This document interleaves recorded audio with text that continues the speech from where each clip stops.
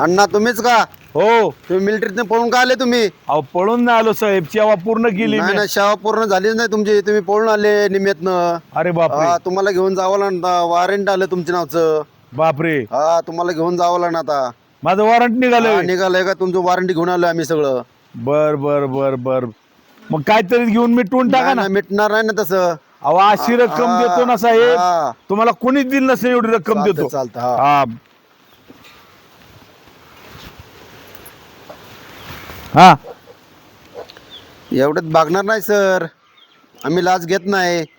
असू द्या, नाही ना, लाच घेत आईश नाही. करा, काय नाही, आईश खर्च करा पाणी तुम्ही. करून. एवढ्यात भागणार नाही आमचं. काय उरलं तर राहू द्या ना. उरलं तर राहू द्या. करा मजा करा. आता काय मजा करते म्हणलं, आम्हाला जास्त बक्षीस देतो. तुम्ही एवढ्याच बक्षीस मध्ये भागणार नाही आमचं.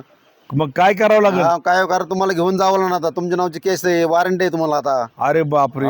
तुम्हाला घेऊन जावं लागणार आता आम्हाला. बंदूक आणू का माझी? नाही ना, बंदूक नका आणू. त्या गोळ्या सगळ्या संपलेल्या आहेत त्यांच्या गोळ्यातल्या. बर बर बर बर. मला फसवतो का अण्णा तुम्ही? तुम्ही म्हणले लय रक्कम देतो आम्हाला, केस मिटून टाकतो. साहेब तसं नाही म्हणलो तुम्हाला. मग?